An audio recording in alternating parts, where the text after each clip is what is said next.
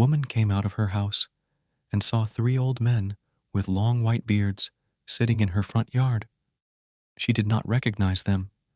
She said, "I don't think I know you, but you must be hungry. Please come in and have something to eat." "Is your husband at home?" they asked. "No," she replied. "He's out." "Then we cannot come in," they replied. In the evening, when her husband came home, she told him what had happened. "Go tell them I am home and invite them in." The woman went out and invited the men in. "We do not go into a house together," they replied. "Why is that?" she asked. One of the old men explained.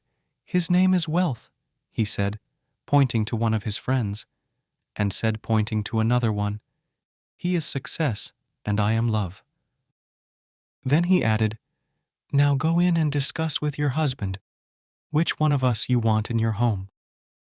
The woman went in and told her husband what was said.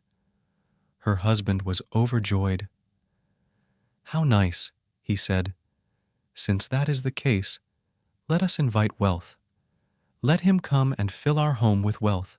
His wife disagreed. "My dear, why don't we invite Success?" Their daughter-in-law was listening from the other corner of the house. She jumped in with her own suggestion.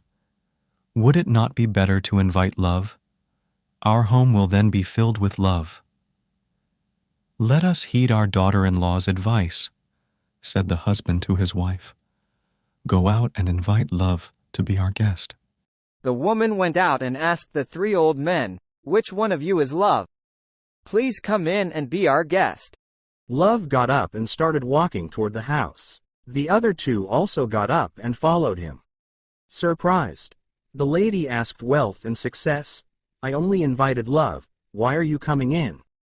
The old men replied together, "If you had invited Wealth or Success, the other 2 of us would have stayed out, but since you invited Love, wherever he goes, we go with him. Wherever there is love, there is also wealth and success."